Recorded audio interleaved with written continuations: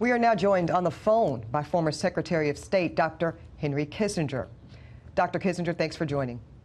Yes, thank you. So, as we've discussed, President Bush 41's legacy is largely one of national security and particularly leading this nation after the Cold War. Dr. Kissinger, could you share with us how you remember what that leadership looked like? President Bush was dedicated to public service from his youth.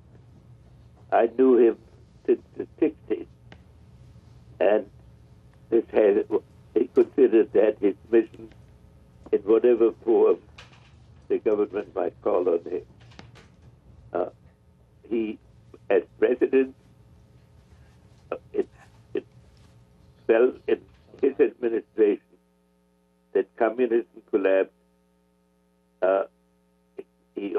He had also a war in the Middle East when Iraq occupied a part of Kuwait, and he asserted an international role and put together a international coalition to defeat this successfully.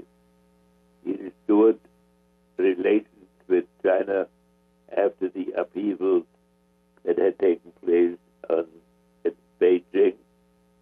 So he was a believer that in the principle that the spread of democracy was an American mission.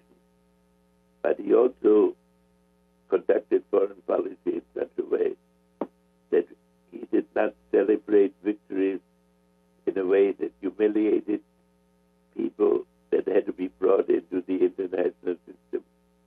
For example, he did not visit Berlin in the immediate aftermath of the collapse of the wall because he thought it would be too painful. Kissinger, as we think back about how he conducted himself, we're watching some videos there of him with Gerald Ford and Ronald Reagan, and we talked so much about President Bush's really unique humility in this.